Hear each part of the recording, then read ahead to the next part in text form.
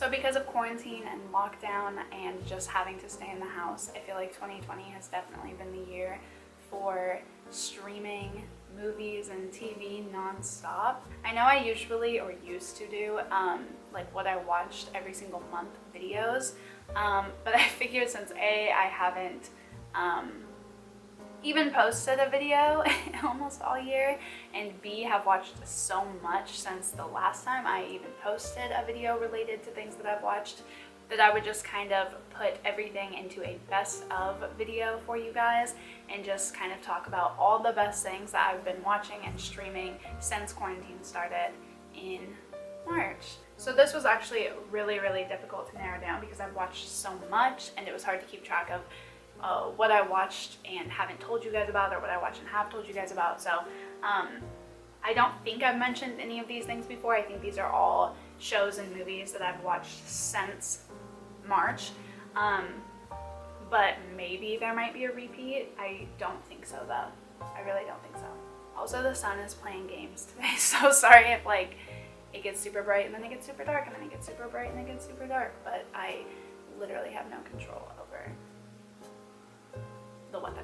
So first, let's start with television. There's actually only 2 television shows on here, and one of them I just started like 2 weeks ago and I'm in the middle of, and that's Riverdale. I just started Riverdale, seriously, probably a week and a half ago, and I'm on season 2. I think there's like 4 seasons on Netflix, 5 seasons total, I want to say. But I can seriously tell it's a favorite. You know those shows you just start and you can't stop watching and you think about them all the time and you know they're going to be favorites? That's definitely Riverdale for me. Throughout the entire time of quarantine, there haven't been many TV shows that I've had luck with. There's been like new TV shows I've watched that are good, and there's been TV shows that I've continued that have been decent, but nothing really new or anything really that would stand out as much as something like Riverdale has for me. So I definitely recommend Riverdale. I don't know why it took me so long to not watch it, because I've heard about it constantly. I feel like I see stuff about it on Twitter all the time and Instagram even, and just like everywhere. But for some reason, I don't know if that made me not want to watch it as much or what, but I'm glad that I finally just decided to give it a shot, because it's definitely a favorite. I can tell already. It's so good. Love the cinematography and style of the storytelling. I just think that it's really different and stands out among other kind of like teen drama-ish shows, new adult drama-ish shows. I just really like it, obviously, or it wouldn't make this list. And the other TV show that I have is The Haunting of Bly Manor. Now, I do have to say that I did prefer Haunting of Hill House way better. There was something about Hill House just kind of had that fear factor, and it was really spooky and scary, and it honestly unsettled me. I can't say the same for Bly Manor, but it was good enough, amazing enough, honestly, to still make this list. I just love the way that the Haunting Collection, I think is what Netflix calls them. I love the way that they're told. I just think that they're amazing all around, and that they're really good. I think that a lot of horror movies or horror shows, thriller movies, thriller shows, do certain things just for kind of the scare factor, and they don't necessarily feel like that's the case with these sort of shows. Everything seems really intentional, has something to do with the story, and it just kind of builds this really nice like atmospheric eeriness to the show that just makes it really well-rounded. I definitely prefer Hill House. I just think it was way scarier, and I love that. And I do like the storyline better as well, actually. But Bly Manor was still really good. Definitely a top show for 2020 for me, and I highly recommend it. Honestly, looking at this list, actually, these are almost all horror or hello? These are almost all horror or thriller movies.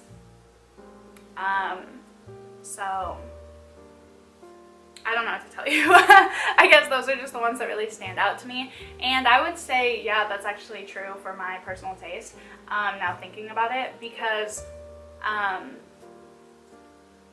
a good horror movie, a good thriller movie, something really atmospheric, really good storytelling, cinematography, that sticks with me, leaves a more long-lasting impression on me than like a comedy would, or I don't know, romance, action, anything like that.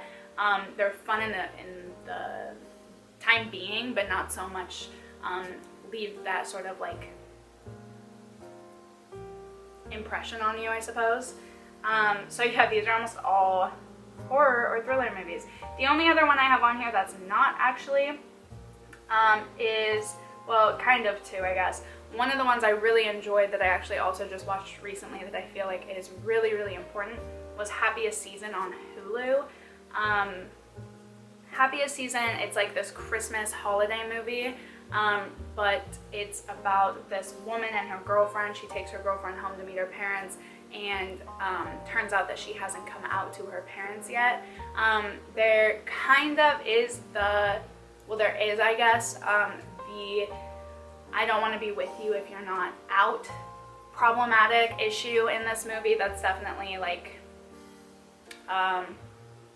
triggering to a lot of people, I would say, but the partner also lies really heavily about who her girlfriend is and her sexuality and stuff, which is honestly totally understandable, but there's just, it does touch on a lot of those issues. So if that's like triggering to you or that's not something you want to watch, definitely hold off. But I will say that I personally do think that it touches on them in a interesting way, and I do feel like they are challenged. So I just like really seeing that representation. I thought was really good. The storyline was good. It wasn't just your typical cheesy holiday movie. It definitely brought in some different elements to it that I really feel like other holiday movies miss, including LGBT rep at all. So yeah, I just really, really could appreciate it. And I'm gonna close the blinds because, like, what is this lighting, honestly? Anyways, Midsommar. Okay, let's talk about that. That movie fucked me up. That, like, seriously, and you'll notice on this list, I think there's a total of, no, I guess there's only two. There's only two, what is it, A24 movies on here. But I will say every single one I've ever watched has had a lasting impression on me. Midsommar was literally one of the craziest movies I've ever seen. Definitely a movie that will like stay with you, last with you for a very long time. It is super, I honestly have never heard anybody say that they don't like it, so that would be interesting to hear why, unless they don't like horror movies. But I thought it was super fucked up, honestly. It was insanely terrifying and super suspenseful all the same. It was just I watch so many horror movies that I'm usually really good at being able to tell what's gonna happen. I couldn't even begin to start telling you what did happen in it. It was so insane. So I highly recommend that one, especially if you really like anything super eerie, and kind of out of the norm. Next would be Black Box. This is a thriller about a guy who loses his memory, and and then there's like this box that helps him regain his memory, pretty much, is like the basic non-spoiler plot. This was super good. I believe this one is on Amazon Prime, if I'm not mistaken. And my brother actually was the one who recommended that I watch this one, and it was fantastic. It was super, super good.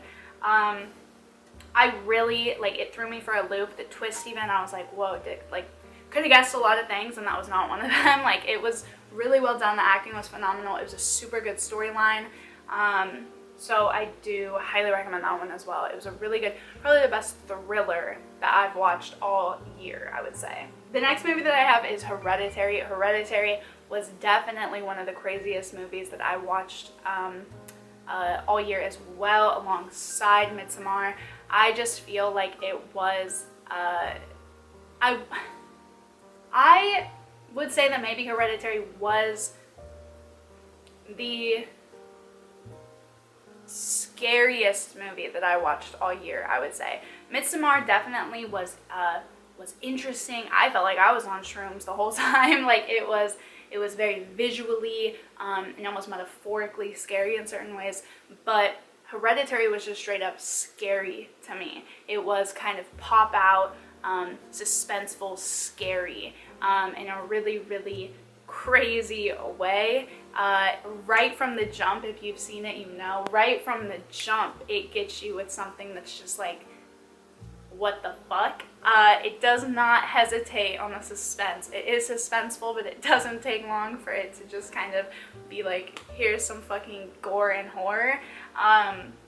So yeah, I definitely recommend Hereditary if you love horror movies. Honestly, if you don't love horror and thriller movies, you probably won't find much on this list that you'll enjoy. The next one is The Lodge. This was on Hulu. It's a thriller, horror, like they all are. I would say more like horror with this one. About this woman who goes with her boyfriend's kids to a cabin. He has to leave to go back for work or something, and she's there with the cabin. Trouble ensues from there.